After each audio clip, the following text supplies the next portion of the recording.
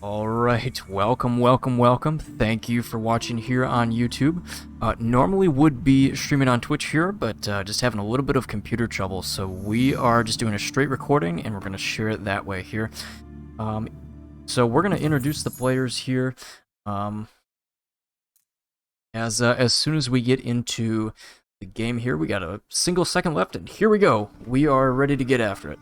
Alright, so to introduce our players for this match, we have in the color blue, playing as French, we have Praetorian.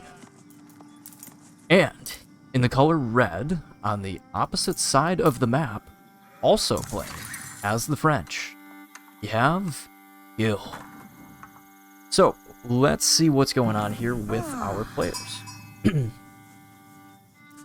Looking first at the base of Gilv, he's immediately got his sheep under the town center and is gathering very fast. Notice here that he's put all sheep right underneath the town center so that he's getting the absolute fastest gather rate because he's walking, 2 feet less. So it's instantaneous gathering of resources. So that's little things like that do make a difference. Switching over to the base of Praetorian. Is also doing the same thing. He's got a lot of villagers on sheep. They are getting after it. Brian is mining some gold. He's got 2 villagers on that here. And Gilv is just getting 1 villager on gold right now. So, and there comes the second. These gentlemen are pretty much doing it exactly the same. It's a French mirror, and they've got a very similar approach right now. So we're gonna see. I think we're gonna see some pretty interesting plays here. I'm interested to see what happens. So we're going to check around the map here with the players. See what's going on with their scouts. For Gilv, he has his first scout going to the west here. Second scout is in the north, headed east. Got lots of sheep already trailing behind those scouts. He's got about a good half of the map scouted out so far. That's pretty quick. That's good. Good on him for scouting out very quickly here. Praetorian also has 2 scouts on the map. One of those scouts is in the west side of the map, near one of Gilv's scouts. And his other scout is in the southern portion of the map, scouting out Gilv's base. Alright, so let's check out some of their bases here. Let's just give a very quick analysis of what we're working with. Praetorian has a gold mine just south of his town center, right next to a stone mine as well. It's a little bit exposed here. It's right in the center of a field that if Gilv wanted to straight up attack him, he could get in there pretty quickly. And there, with the exception of towers or walls, there's no natural fortifications, anything like forests or any sort of cliffs or anything like that. Keep in mind here as well, we're in dry Arabia, even though it's a European temperate biome. There's not a lot of forests, there's no cliffs whatsoever. It's just a flat, open map, and not a whole lot of natural fortifications. Very out in the open here. And Gilv, now his gold mine is in the back of his base, also to the south, but it's further removed from his enemy's field of play. So he's got a little bit of a better position here. Gold mine. So we're seeing some landmarks coming up here. Praetorian and Gilv are both going for the School of Cavalry so that we can get those sweet, sweet knights on the field and start laying the beat down. So we're going to see this happen. It's happening quick. Excuse me. And got the hiccups. We are not even 4 minutes into this game, and they are already almost at age 2. I mean, just at an incredible rate. Gathering the food and the gold. And just aging up. They are wasting no time. They're getting at it. This is going to be interesting. Got some houses going up in Gilv's base, preventing a population limit. Orion also, he's got 1 house. He's getting housed here. He's at his limit. Gonna have to build another house here really quickly.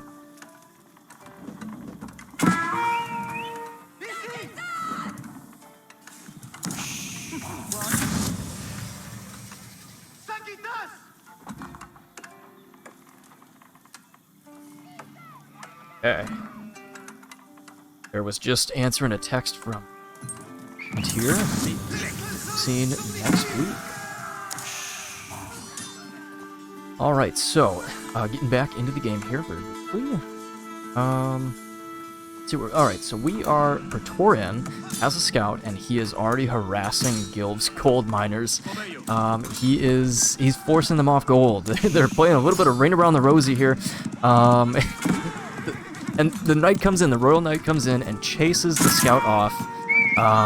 Gets a good charge in, hits him with the lance, stabs him right in the back, and the scout runs away. And the villager managed to survive that encounter after a little bit of Rain Around the Rosie there with the gold mine. That was pretty interesting. And over in Praetorian's base back here, Gilv is laying on some of the pressure in return. He's got a couple scouts up there. He's just chipping away at those villagers, harassing them, trying to force them off gold, and Praetorian's not taking the bait. He's finding a way. You know, these are happy campers. They're finding a way. They do not give a care in the world about those scouts. They're just doing their thing, and they start to build an outpost. Alright, so I guess they do care. They are starting to get defensive positions, and more knights come on the field, forcing those villagers away from the outpost. And we're not seeing a cancellation, but that at least delayed the outpost, if not denied. It looks like it delayed it. They are continuing to build. So just kind of checking out the rest of the map here. Gilv's building a stable. He's looking to invest pretty heavily into Royal Knights here. This will be interesting. More battles in the center of the field, and a wolf enters the fray. A wolf says, "Alright." And that's over. The wolf is dead. A single lance to the heart, and it is gone. Dead wolf.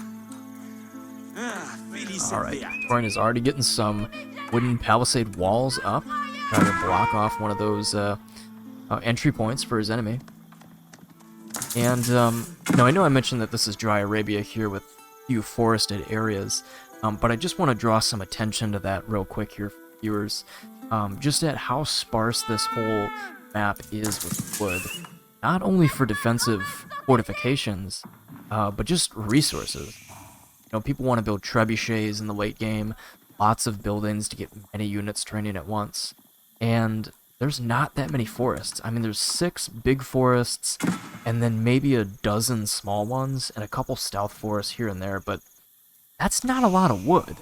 You know, that's enough to get you... enough to get a few trebuchets on the field, and like all the buildings that you need to get a game going. It's not that much, you know, compared to something like Highview, where the entire map is forest. You could never run out if you tried. You know, on a map like Dry Arabia, seeing something like a Wonder Victory attempt, very much less likely, just because of the sheer lack of wood. It's going to be hard to get all those resources. I just wanted to draw some attention that quick here. Now we're going back to Gilv's base. Praetorian has his Royal Knights on the field. He is wrecking it up. He's denying villagers off gold. He's chasing them away. They go right back, and then he comes right back for another charge. Just getting after it. He's harassing them.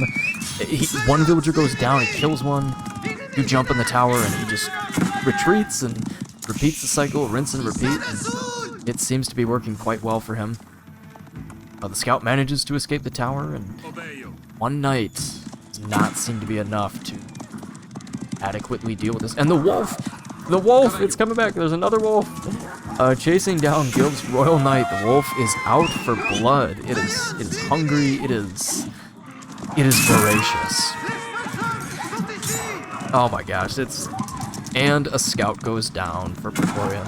He loses a scout, and more wolves are chasing the Royal Knights across the field. Oh my god, this is hilarious. They just, you know, these wolves are very weak. You know, a single villager can kill one of those things in 3 hits.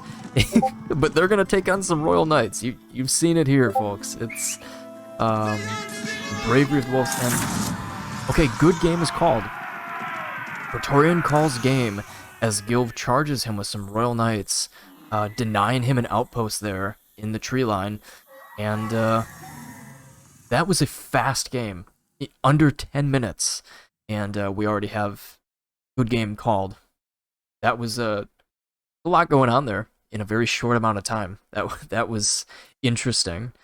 Well, thank you for watching here, and stay tuned as we're going to probably record some more stuff and have some cool recordings for you guys here, so check out the next one here on the channel.